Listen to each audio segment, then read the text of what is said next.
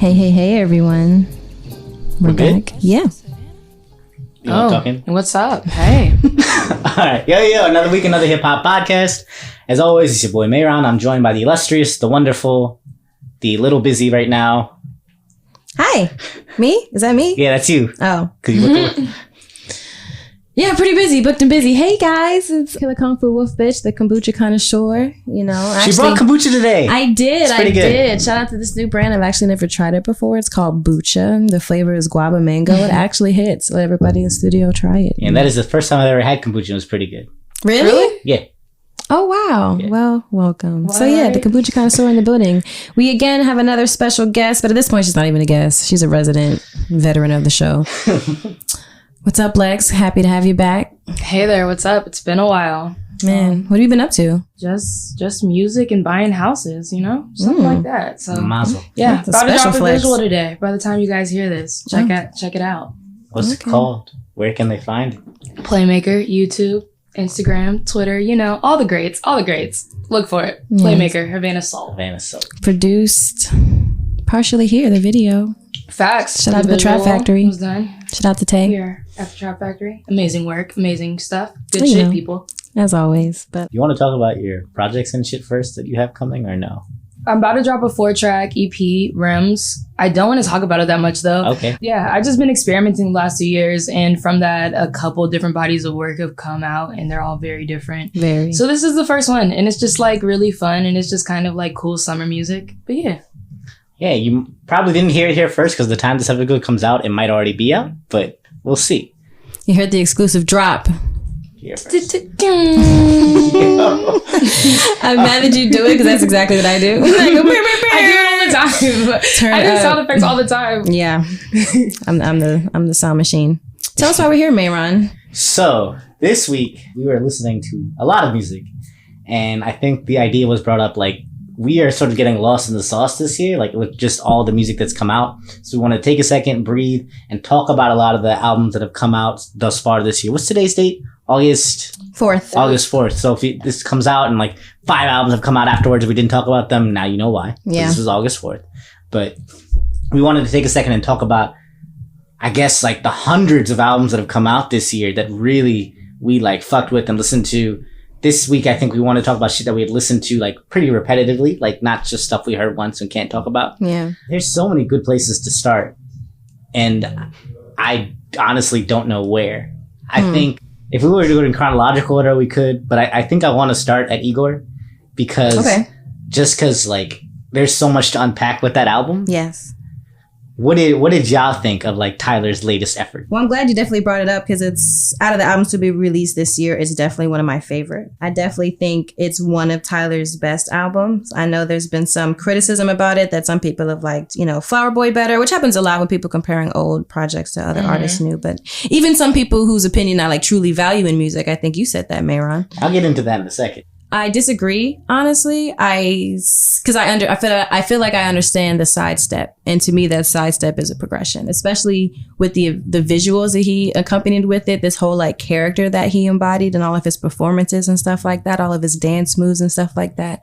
That was, I think, for him to be considered such like a rambunctious, out there artist. I think this is in a weird way, the most, like, true to himself he has been. I can see how much, like, genuine fun he has, and, like, he has genuinely enjoyed this project from beginning to end, not just in the curation of the music, but, like, presenting it to people. You know what I'm saying? Like, he embodied this whole, like, caricature, which he's done, but, like, to see him go all the way out with it and wear, like, dance around in a fucking blonde bob, you know what I'm saying? And, like, a pastel blue linen pantsuit. Like, it was really cool. You know what I'm saying? In a weird way, I was like, this nigga is really growing up. Yeah, I would say it's like the first time that Tyler seems free. Yes. You know, and so like you said, it's like, I feel you on the sidestep because I think a lot of artists have this issue when they start going outside of the genre. And especially somebody like Tyler, who was kind of always outside of the genre, but the subculture that he was in, that kind of like punk rap scene, was like, that's a very, very strong and like loyal. That's like what she helped create, you know, in the whole Odd Future. And so like, so now for him to be going into this space that seems very alternative. Yeah, alternative, and It's almost futuristic, almost like a rock techno album. But it really reminds me a lot of Childish Gambino and kind of how we've also seen him morph into this other character. And Childish was trying to make freaking white boy frat raps when he started. So I think Igor is like, it's a really cool project because it's like the culmination of all of these things that Tyler has been over the years. Yeah. But I totally feel you in the sense of like, if you're a rap fan, it leaves you kind of like, this is nice. And so, I mean, I would kind of describe it more of like a soundtrack than something I really kind of see as an album. I'm so glad you said that, because I think that's another reason why it's one of my favorite albums. Because I mean, he's always said that he's wanted to make music to score. That like has always been one of his like main goals, and that's why he started why he got into making music. You know what I'm saying? And that's why I think I mentioned before, I've always appreciated his honesty, not as far as like other artists who like pretend to be in this rap shit and then abandon it. I think we mentioned like A$AP Rocky has done shit like that. You know Facts. what I'm saying? But like Tyler was honest about that shit. It's like, I love music. I want to make music, but like I want to score films. I want to score TV shows. And it's cool that he's got the freedom to do that shit. So it's cool to see him kind of like go back to his music, even though he's never left it, but kind of go back to it and like apply all of that. Like this does sounds like something that he would score. This sounds like something like an alternative indie Quentin Tarantino-ass film would like score. You know what I'm saying? Like that's what the album sounds like from beginning to end. So I have some thoughts. And here's my thing. I agree and see all of that is true. I don't think anything you said is untrue. The fact that it is a sidestep into a different realm, is essentially a different genre than what he has come up on. But the reason I compare it to Flower Boy is because, well, number one, Flower Boy is an incredible album. I think it is, you only get that moment once. That Tyler's coming out moment, you only get once. That story, you only get once. You only get November once, you know? And you only get to like expose yourself and show yourself once before everyone's like, oh yeah, that's just who you are, right? And so, to me, nothing will probably ever compare to Flower Boy in terms of Tyler's catalog, because that moment in itself is special. The way I look at Igor sounds a lot like modern art to me. So, I think that's fair. Like, if I were looking at like albums as pieces of like physical artwork, Flower Boy goes in the National History Museum or the Museum of African American History, and Igor goes in the Hirshhorn, which is the Modern Art Museum down in DC. So, and the difference in that is a lot of stuff. Both are very worthy pieces of art. Both have different characteristics, but the style of the type of piece it is purely dictates how I take it, right? The gravity and like the depth and the story of Flower Boy for me were so important for Tyler's like creativity and growth. Like you don't get to Igor without for sure. Flower Boy, In right? so many ways it was just coming out. Well, yeah, that's what I'm saying. This is coming out. So when you tell that narrative, that as like a rap fan especially pulls me in a lot more than Igor ever could, right? I think Igor is really dope to look at. Like I go there, I'm sort of in awe of like all the intricacies that he's painted, all the subtleties that he's painted. Sometimes you go and you look at a modern art piece and you're sort of almost overwhelmed by it. Yeah. You don't really understand it on the first look or the first listen in this case. Whereas Flower Boy is something I like immediately connected to, immediately understood, and hit all the heartstrings and hit all the chords that I needed in my life, right? And that's like as a straight male. Like Tyler coming out even as a gay man is able to do that super easy for like. And Igor itself is much more complicated than that, right? Or complicated might be the wrong word. But I would argue much more layered. I'm not sure. I would argue that was the whole point of Igor, was like, because like I feel like Tyler's whole career was him reaching for this thing, and then him getting to this point where he's like, damn, maybe I should tell everyone the truth. And then that's Flower Boy. Thus we have Flower Boy. You know what I mean? And now he's like I said, he's free. Right. Exactly. So now you can do whatever the fuck you want, you know? So it's like, you don't have to make a rap album anymore. No, totally not. You know, you don't. But like, I don't have to like it. It's Tyler dissociating, you know, and being explorative. But I think like, that is exactly what it was supposed to be. Yep. So it sits there. Flower Boy was exactly what it was supposed to be. Exactly. And then he was like, all right, Igor. Let's go left. You know what I'm saying? Exactly. Right. Like that is so Tyler. Yeah. And there's nothing, again, because of who Tyler is and because we've seen him grow up, like you were saying. We've seen him sort of mature into the person that he is. It makes perfect sense that this is where he's going. Right? we almost I expected this as soon as the album's name came out. I'm like, Igor, oh, this is gonna be some weird left, shit, like super left, like crazy. No, shit. and everything about it, like beforehand, all the promo, you were like, what is he about to do? Right. Yeah. And no, I was like, I'm so excited for whatever the fuck this is. I'm so excited. Every little like video clip that he like dropped of him just dancing to the beat, the instrumental of his song, I was like, oh, I am so ready for this. Wait, as we talk about these, can we also kind of incorporate like the rollouts? Yeah, let's talk about the rollout. Yeah. So, I mean, for Igor, like, he had a really dope, like, pretty solid kind of rollout for sure. The weeks leading up. And, you know, I think it's always commendable when artists do, like, the proper rollout because it just, like, it builds another layer of excitement. Yeah. And I think it shows their excitement for it. You exactly. know? Like, so many people are like, I'm just going to drop because I'm that nigga, boom. But, like, you know, I think there's a level of, like, thought into, like, you know, teasing the stage, shit. right? Mm-hmm. Like, the thing is, rollouts, I think, are important.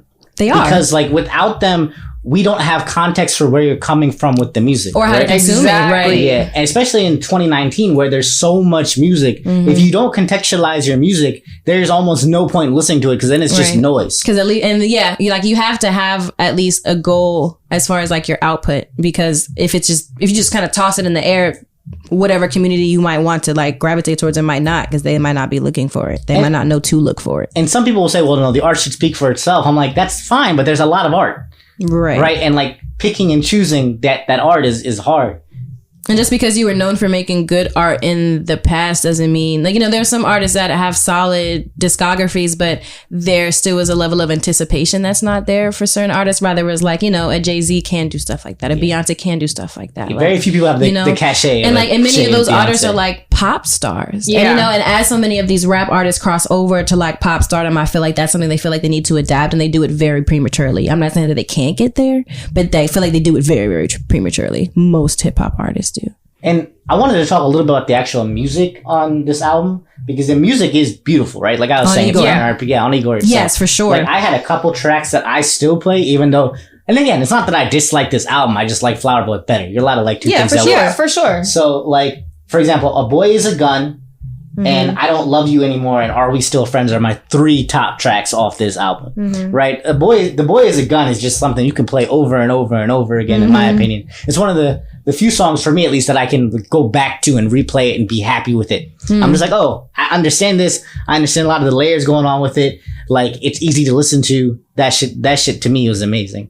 For sure. That's why, I mean, I do like A Boy Is a Gun, and that's one of the songs that I think about when I listen to it. It's really cinematic to me. Like that sounds, and it's really like Quentin Tarantino-esque. It's supposed to be chaotic and have a lot going on, and then be very like random moments intercepted that are like peacefulness. It's crazy because it's so digestible though, right? Right. And that's very much Tyler, and that's very much A Boy Is a Gun. But I think my favorites, number one, the first song is one of my favorites, Igor's theme. I just love number one because the way that he starts the album, but just that song alone is just like, it makes it so cinematic. And that's what I'm saying. Yes. So like, oh my God. So like we said, he drops all these clips and stuff, and then you start off, and then he really puts you in the space of like what Igor is gonna be. Right. And then the fact that it's titled Igor's theme or whatever, just like, bet. Okay. True. I think see what we're doing here. Exactly. And then you're like, all right, I'm invested. This is about to be a roller coaster, but like, I get it. So Igor's theme is without a doubt, and it's beautiful music. That's another song that sounds like that's how he would score something. Like a fight scene where there's like a shootout or whatever, and the niggas pull out samurai swords for no fucking reason. That's going to be to Igor's theme. You know what I'm saying? And the shootout in the car on the way out is going to be like A Boy Is a Gun. My other favorite. Yeah, no, that's real. Like, that's what it sounds like. Yeah. I listen to it and I see things. You know what I'm saying? And that's the best music to me because I'm a visual person and like my work is visual. So like music that makes me come up with shit in my head, like it scores my brain. That's what this album does. I think is another one of my like top favorites. I can play it all day, every day, all the time. It's beautiful. It's hilarious. It's fun. You got a favorite? I don't. And the thing, I'll tell you why, because every time I've listened to this album, it's been like, and this is why I consider it kind of like a soundtrack, is because it's usually while I'm doing something. So the first time I ever played this album, I was like cooking brunch with my brother. And I played this album like like doing yoga and stuff. So for me, I'm just like, fuck, what's I was literally sitting here like, what song is what song? I feel that. But I've listened to it so thoroughly, but like literally, I'm like, I don't know the names of these fucking songs. That was me for the longest time. But that's a lot of this album though, right? That's one of the reasons I like the 3 songs I do. I Don't Love You Anymore, Are We Still Friends, and A Boy Is a Gun, is because I know what they sound like. True. Right? And I'm just like they're distinctive. There's my song. That's what I'm looking for. Like my ears perk up. But you're right in that because it is a soundtrack, you listen to it as a continuous thing. So kind of awkward segue, but speaking of like awkward segue coming out in your albums, I know where we're going. Yeah, how did people feel about Steve Lacy's? It's not awkward at all because it's Tyler and Steve. Yeah, like, I'm just saying like awkward as far as like speaking of coming out. That's kind of how I wanted to say that. Like, but no, I mean that shouldn't be the point of their music. Although, I mean, it shouldn't be the point of their artistry. But it's cool when they put it in their music, and I feel like that they allow it to be something to discuss at that point.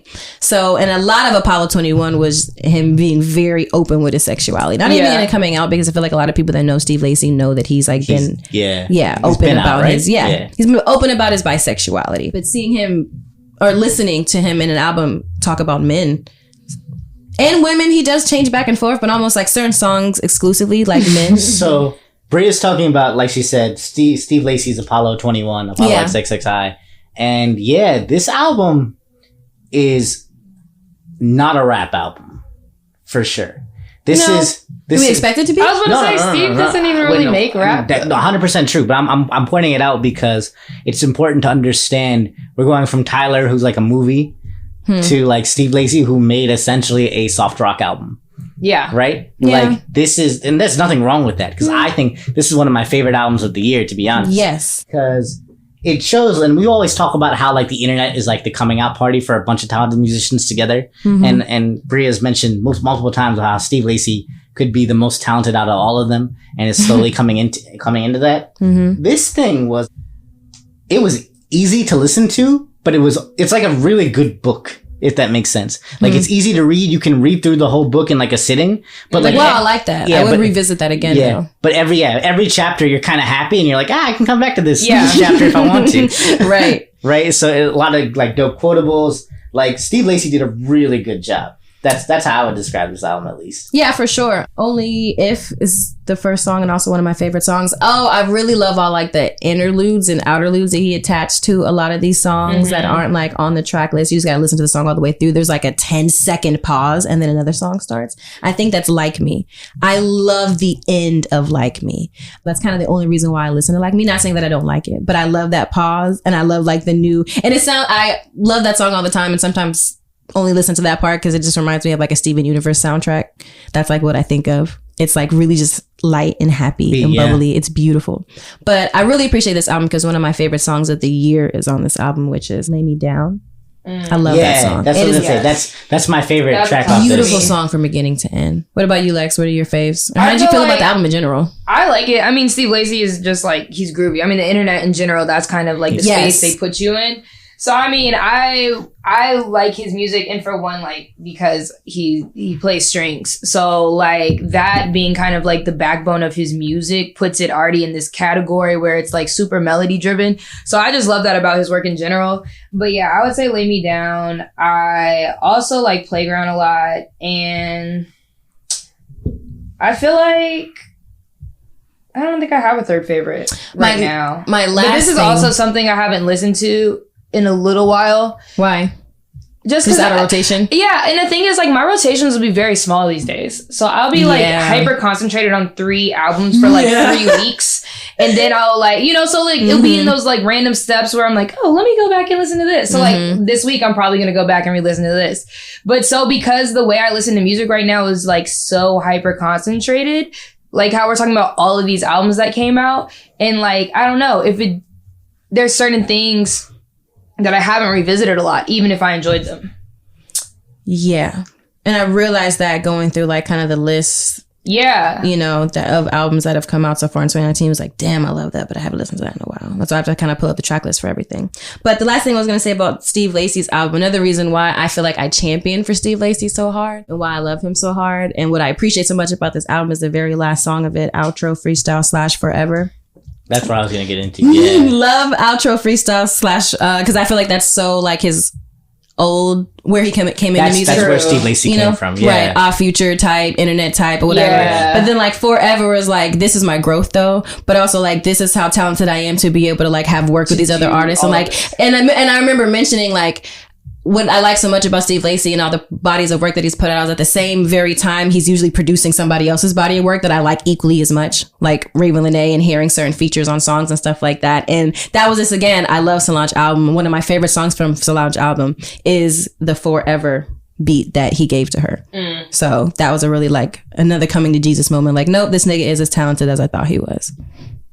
Yeah, I think like all this you're saying is true. I also think one thing to add to Lex's point about the rotation and being hyper concentrated is Steve Lacy actually made a really good summertime album. Like, this is a really good album for the summertime, and I feel like it should be in more people's rotation, but when he dropped it is not conducive to that happening. So Fair. I'm just like, come on, man. Like, I understand wanting to put out music when you want to put out music, but this would have been perfect had he put it out like in July. Yeah. You have to know the cycle, you know. And we talked a little bit about that on our last episode, which you guys will have heard with Al about summertime music and what puts you in a good mood for it. So what's in your rotation right now? Whew, in my rotation right now. You listen to that Toby Lou album? Oh, yes. So Let's talk about that real quick. We could talk about Toby. Man, Toby Lou is great. We both had tweets about this. I walked away from this album really enjoying it, but having this thought that Toby is giving us what the fuck we thought Chance was going to give us. 100%. And the first time I ever heard Toby Lou, it was back when he was still Wanda, so this was like a long time ago. So I've been following his music for a long, long ass time. And the first time I ever heard Chance was on this song that like Toby had basically like freestyled over.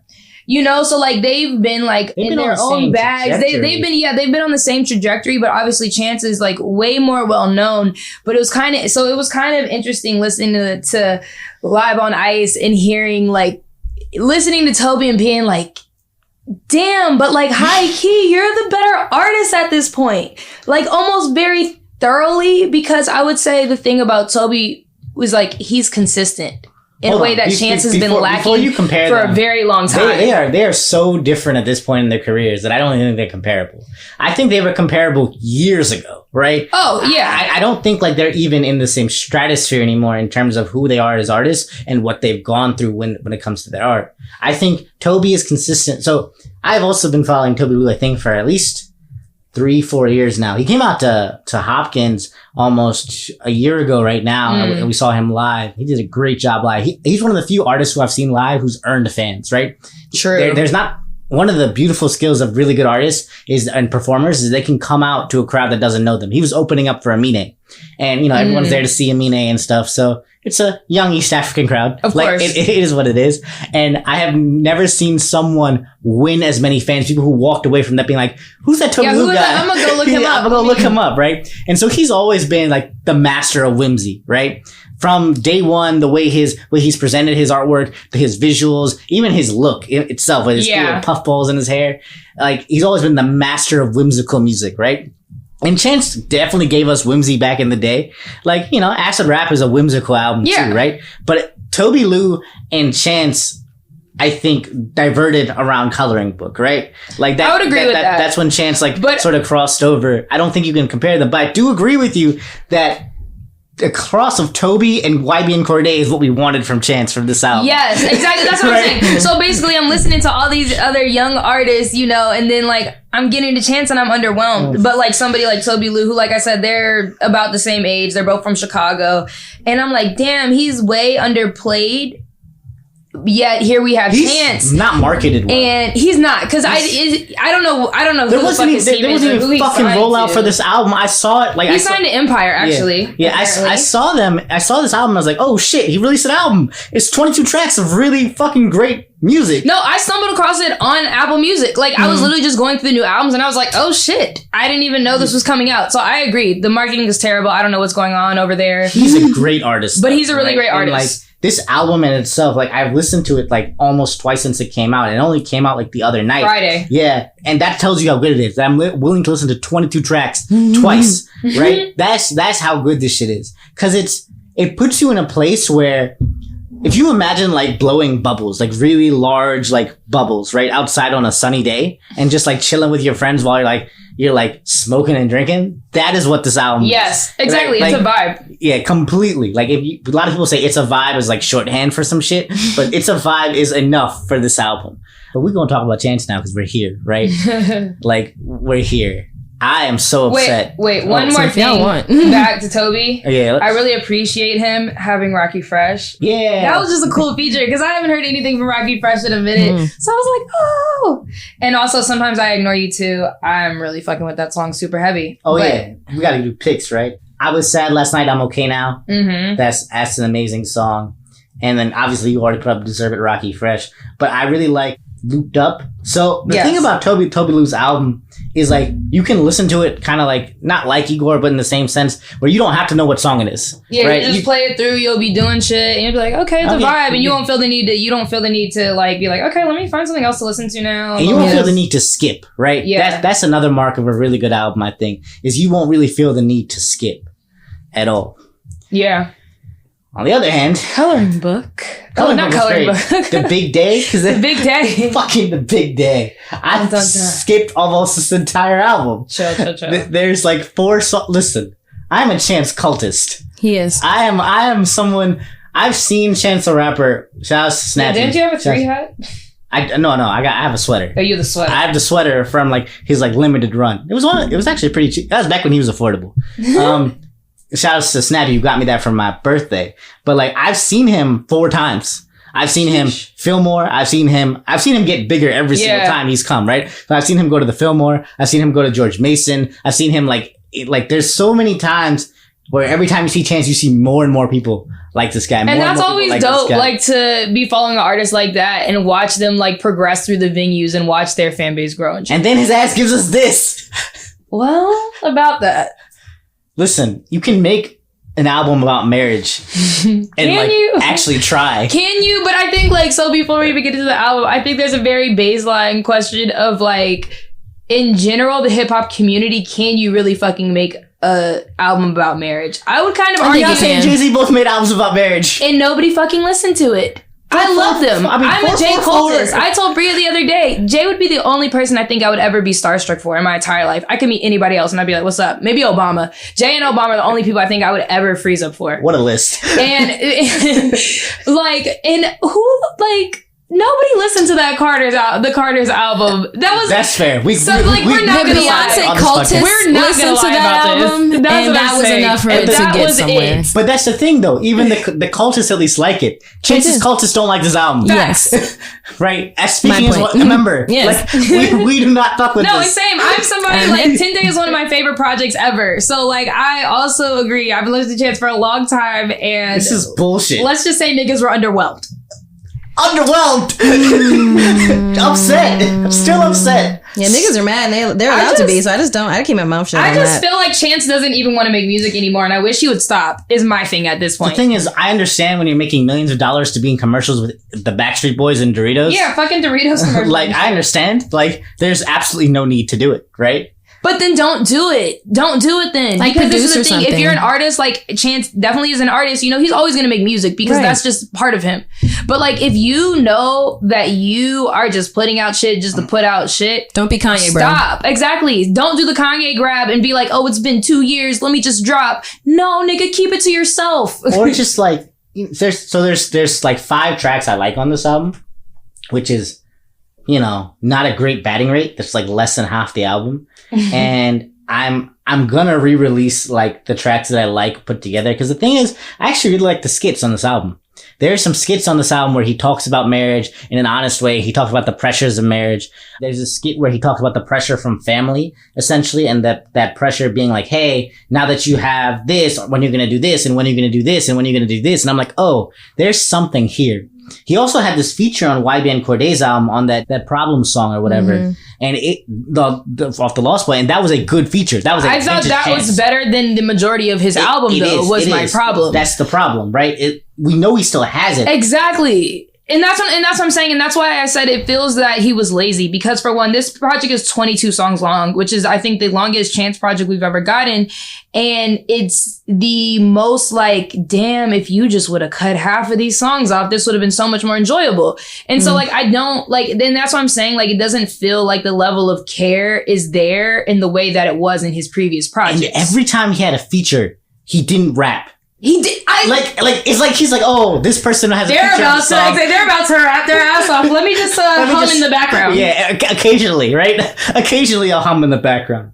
But if you are looking for something to listen from this, I think the first 3 songs are cool. The 5th song is cool. The 8th with Taylor is cool. I like that one a lot. I'm glad he did that. Yeah, I'm really glad he gave Taylor. Taylor Bennett is his younger brother. And Taylor's also a rapper, and really good rapper doesn't too. have the same spotlight that Chance has. So I thought that was really dope. And I don't think they've ever put out at least Chance hasn't put out a song that they're both on. So I thought that was dope for him to give him, that moment to shine. And Taylor, did his thing. Yeah. So the first 3 songs, 5th song, he has a song, the 14th song, which is the 5-year plan, I think is good. And the 15th and 18th song, which is Sun Come Down, right?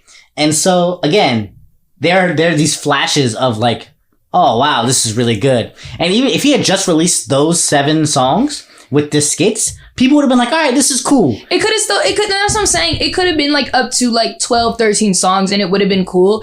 But it wouldn't have been amazing. It wouldn't have been amazing, but it would have been, like, really cool. And like you said, there are moments on there where it's really dope the way he does talk about like getting married and like creating this new family. And like the way, like you said, the way his other family is depending on him now, just kind of like, So, and the thing is, like, we'll always fuck with Chance the long way because of how good a person he is. You don't give $1 million of your own dollars to the school system and like not be a good person. Like he's one of the few individuals in the music industry that like is truly genuine in their charity work and truly genuine in the way they want to help the community. And truly, like when I say truly genuine, I mean like there is no ulterior motive for Chance other than Chicago, right? And I think because also like, he grew up in the community. His dad's a politician, so I think that just that very, that's very natural for him. And obviously now he's in a position to like be able to flex that. And he does a ton of great work.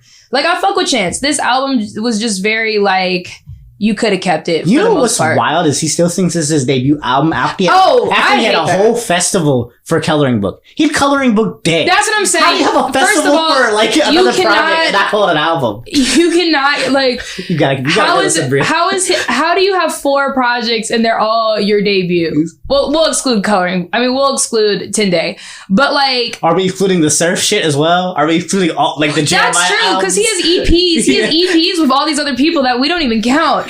No, yeah, basically Chance is not a freshman artist and I need people to, but this is in general a thing that a lot of artists do. I feel like so many artists under 30, if some shit doesn't crank or it doesn't do whatever, they'll be like, oh, that was just an EP. That was just a mixtape. No, dog, that was your fucking album. Chance is on about album number fucking 5 right now. And I need niggas to stop acting like he's a new artist. All right, we gotta move on because I feel like we've just been bashing this terrible album. Well, all these great albums have come out. There's a whole list I of them. did want to mention something that I was pleasantly surprised at which was Max O'Cream's album. Yes. Hey. I really enjoy Max O'Cream's album. I mean, and I think we did mention Pumpkin as far as like one of the best. I think I had it on my favorites from last year. We did the year in review. All 3 of us did. Yeah. So that was. I think everyone in here was already hip to Max O'Cream. Yeah. I don't think anyone expected this though. Nope. No one expected this level of growth. Yep. This fast. And no one expected it to be that much better than already a really good album. Hell fucking yes. Right? And like, we gotta save some of this breakdown for Dave next week because like he's gonna like go crazy if we don't. Okay. But I'll say this about this album. This Brandon Banks album, this Max O'Cream Brandon Banks album is by far my most played album of 2019. There have been better albums like obviously Bandana's there. Yeah. Things like that. That will come next. But no, that we're gonna do a breakdown on the Mad Lib.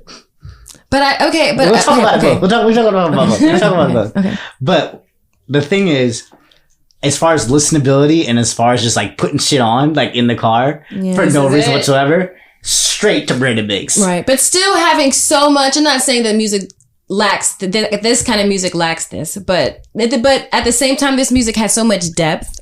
I love the conversation just about his father and like And the his whole brother. You know what I'm saying? And it was just beautiful. And just listening to it, I was like, yo, not only does this shit crank, like this is a really important kind of message I think that this community kind of needs. You know what I'm saying?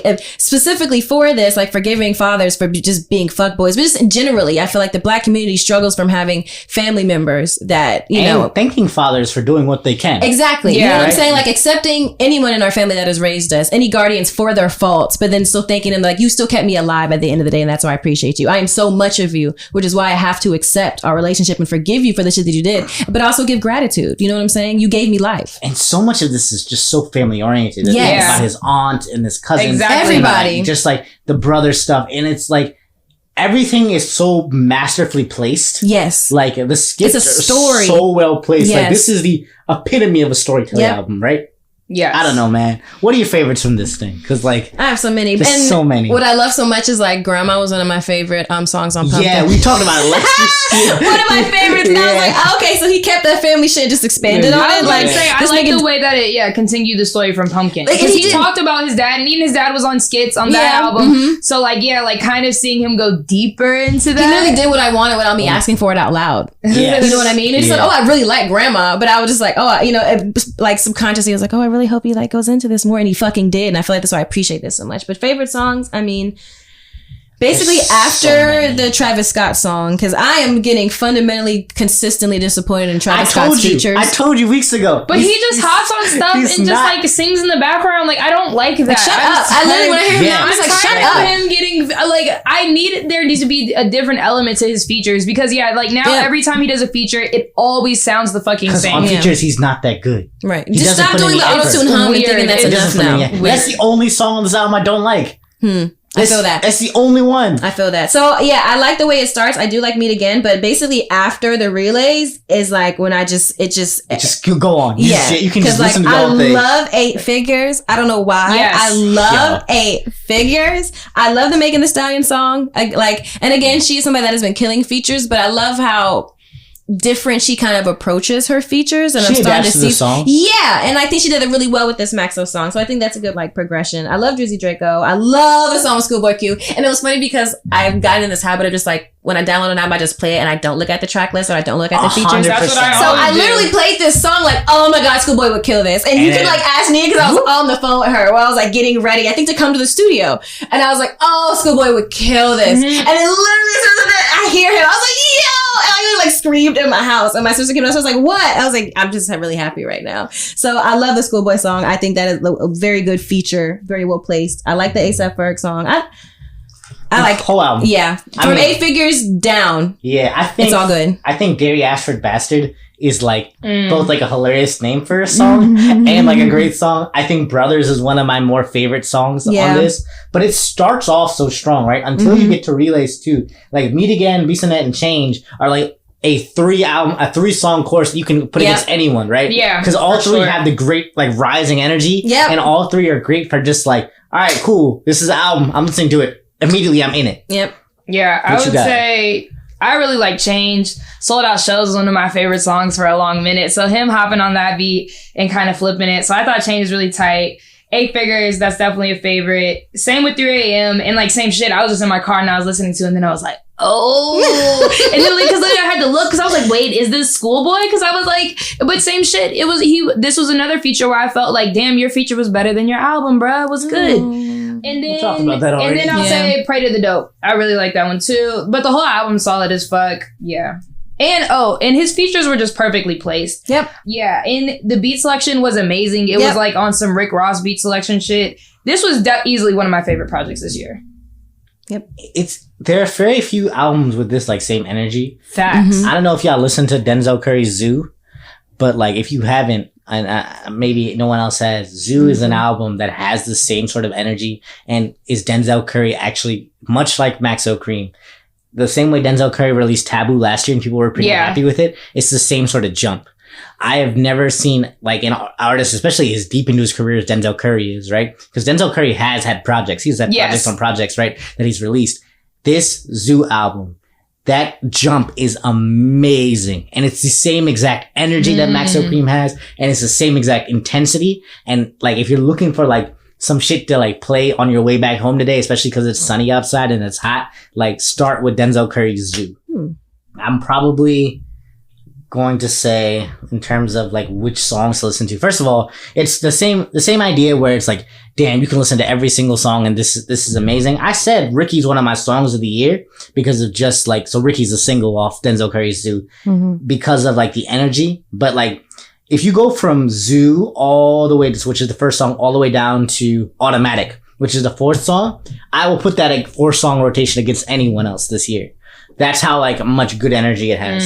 Speedboy, whatever, Bushy Bee Interlude, I don't care. But then you get down to Carol Mark all the way down to Pat. And the reason I really like that Denzel Curry did this is he leaned into South Florida this album, right? Denzel Curry is known for sort of being like the punk rock rapper in a lot of ways, right? This is where he's like rapping. Like this is purely a rap album. Okay. Which is different from Denzel. Like completely different than what Denzel usually does. So that's like one of my sleeper picks to go along with Maxo Cream this year. What's another album you think that had a lot of energy this year that you fucked with? For me, So Emotional, Key. 777 was one of my favorite projects last year, kind of in the same way that we're talking about this Maxo shit. And Key just came back with this 8-track. So fucking good. 20 minutes. And it's gonna be like length, the best 20 minutes you spend this week. You know, you should probably listen to it. But no, that it just had amazing energy. Once again, like it was very like melody driven and just like fun music. Like the Key album to me just felt like one of those like perfect summer albums. But yeah, so I would say that's my shit. Nah, for sure. Why? What songs? Hard Soft and Jumping Out the Window. The whole thing is like, it's perfect. And like I said, it's 20 minutes. So you can just like literally go run an errand and listen to it on the way there. The production on that cranks. Beautiful. It's just like, it's so much fun. And it's just like, it's really nice because it's not super like rappy. Like he isn't really a rapper like that, but it's so much fun. And it's still like so in the line of hip hop. I would definitely call it a rap album. It is a rap album for sure. Yeah. But it's like, you know, like Key is not like, you think of like, his bars and stuff. It's not like he's not dropping 16s on it. He's not dropping 16s, yeah. But yeah, so I would say that would be mine that had amazing energy. Did y'all go, like speaking of summertime album, because that is one of the quintessential ones. Did y'all go back to Go Links this summer? I did, actually. What about you, Bria? Did you go back? I really only played like 2 songs. The Tyler song, which is my favorite song on the album, and like 1 or 2 other songs. I play the Malik Berry song a lot because I'm a big Malik Berry stan. Oh, shout out to Burna Boy, who had an amazing album. Yes. But, oh my God. I just want honorable mention for that for sure. That's definitely a vibe. Yeah, we'll talk about that in a second. But like, I didn't really like, I feel like this should have hit more as a summer album than it did for me. But it did for you? Well, but like, once again, it's this thing that I had to revisit because like, to me, this is an album that came out and it got talked about, you know, when it first dropped. And I haven't really heard it in rotation and stuff that much. So really the only reason that I've come back to it, even the way I have, is because like 1 or 2 of the songs are in my playlist. And so then, you know, sometimes you'll be listening to some of your playlists and you're like, let me go listen to this album type thing. So, I mean, I think it's another thing where like Go Link, I don't know if his timing was off or if the buzz wasn't there, but I would say Go Link actually has a fairly solid buzz. So it was just one of those albums that once again kind of like was really like fell through the cracks. I think he tried to do something very different than what he did on his first album, and it was so different than what At What Cost is. Like it's so different that people didn't really know how to take it. Right? That's fair. He tried to do this. What I think is ultimately a cool thing is bring in different elements of the diaspora and like be like, hey, here's your British black people rapping, and here's your African black people rapping, and here's the like every single type of like person that you can think of in the diaspora itself. He tried to have on one album, but it really led to a non-cohesive sound because you have like a South African house track on there, you have an Afro beats track on there, you have like a grime like track on there, and like joke ting, like you have a lot of weird stuff. And that's why I said it's like cool in pockets, like a couple songs on a playlist. But yeah, because it's not very cohesive, I haven't found myself revisiting the album in entirety a ton. Yeah, but certain songs for sure certainly hit. You got any hidden gem projects for us, Bria? That we haven't mentioned today, because we are getting long on time. So I don't think hidden gems. My honorable mention was definitely going to be Burna Boy, African Giant. Huge fan of that album. I was actually listening to it all the way here. But me too. What? Me too. I was listening to Burna Boy. I love it so much. Yeah. But I mean, and I'm not going to go in depth about it because I can't really talk about it, but I regret not mentioning or not going into it when we were here with Al talking about like summer albums and summer hits or whatever, because I definitely feel like this goes along with it. But again, I don't feel like I can end this episode without talking about Bandana a little bit, just because and especially because I mean in 2019 Freddie Gibbs has dropped 2 of my favorite projects. He has one of my favorite collaboration projects with Fetty, and now he dropped Bandana, which was that 2019? Yeah. Oh wow. What that? So I thought it was last year. Okay, yeah. Good on your honorable mentions. I thought it was this year though. I think so. No, I think you might be right. I just feel like we've talked about it I'm Googling it on right this now. podcast before, haven't we? We have. So was that? Well, I guess. Oh, you're saying when would you have talked about it then? I feel. Anyways, it doesn't matter. You're right. Either way, like either way, 2 of the best projects from Freddie Gibbs' catalog have come out very recently. Yeah, it came at this the past very year. end of 2018. Yeah. Okay. Yeah, but I love Bandana. It's one of my favorite projects to come out. Definitely one of the most played still. Bandana's the album of the year for me, at least, right? So far, yeah. If you want an album where niggas are actually rapping, like Bandana is easily that album. Like if you want a quintessential like rap album, Bandana's like solid. And I just think this moment is so special, and I can't wait to revisit it. Hopefully, when Freddie Gibbs continues to drop great projects, so like I feel like this is definitely his like. Just as funny talking about fake debuts. This is nowhere near his debut for any type of nigga that pays attention to any type of hip hop. But I feel like this is starting to be the crossover to pop culture. You know what I'm saying? I think like Fetty set the stage for this, and then like this just blew it out. Yeah, like you have, and I feel like I feel like it's very, very intentional. Like, all right, it's time to level up, bitch. We talked You know about what I'm this saying? with Terrence. We talked about this a little with Al. We're gonna talk about it when we do the evolution of Madlib. Yeah, but let's talk about it a little now because we are here. What are your 3 favorite songs? I mean, off top 3 is hard. Off the top, Palm Olive and Practice. But I love Situations. I love freestyle shit. I honestly love the whole album. I don't think there's any songs on the album that I skip. I usually don't play the first one because isn't it just a skit? Yeah. So it's Obrigado. Everything else I play. So the whole album, honestly. Giannis, Flat Tummy Tea, and Cataracts for me. Yeah. Woo! Back to back to back. Nothing like it. So, what are we? I think we're pretty far into the episode. Yeah. So, I think we're going to wrap it up for today. We're going to have to do a part 2 because there's so many albums. Yeah, I was like, damn, there's still some shit I want to talk about. There's so much we want to talk about. But there's a ton of music. Like, this is the beginning of August, and this much shit has dropped this year. And I'm glad we were able to do this episode because, like, the first quarter when we talked about albums, we definitely had faves. We were definitely like, there wasn't as much of a pool to choose from. And it's cool to, like, reflect on the ones that are kind of still standing and all the ones that are, like, just sweeping it now. So it's cool to when we do this again next quarter to see which ones are still standing. And before we go, just some shit before that might drop through the cracks that we might not get to on part 2. Every single person named Maxo has released a great album. There's a guy named Maxo, and his album Lil Big Man came out this year in 2019. That's a great sort of like lo-fi hip hop album. Some other picks. Oh, Boogie released earlier this year. We talked about it. We talked about it much earlier, but just so you remind you to go back to it. The West Side Boogie's shit is real good. We're gonna talk about Cordays, I'm sure. We're gonna talk about a bunch of other ones. Yuna, if you don't know who that R&B act is, man, talk to your mom. She'll probably know who it is. It's a very good album. Yeah, it's a very good album. Love the Tyler feature Tyler's again. on it there, yeah, love the song. Yeah, so Rogue is a really good album. I play that for my girlfriend and I get, extra brownie points. Hey. Amal, who's a Somalian artist. She's really cool. Shouts to Somalia. She has a project called Black Dove, very like R&B thing. What are we going to talk about? Oh man, damn. There's so many. All right. Before I go too far down the hole, that's it for this week, I think, guys. Because we could sit here for hours and hours and hours, but we don't have hours and hours and hours. But speaking of more shit to consume, we definitely need you to plug your shit again, Lex. Oh, since yes. it'll be out by the time this episode is out. Yeah, Rims EP, check it out on your favorite streaming service. It'll be everywhere. And Playmaker Visual dropping soon. And I also have a couple of freestyles to some really like popular songs on the charts right now. So, and that's like a little bit new. I don't usually do freestyles, but I was feeling fun. Summer, why not? Any closing outs, Mayron?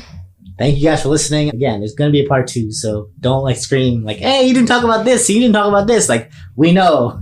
We have a long list of things we have to get through. Mm-hmm. But also, tell us your favorite albums. Please. Tell us the things that you liked about them. Tell us the songs that really get people into it. I like this whole what are your 3 favorite songs?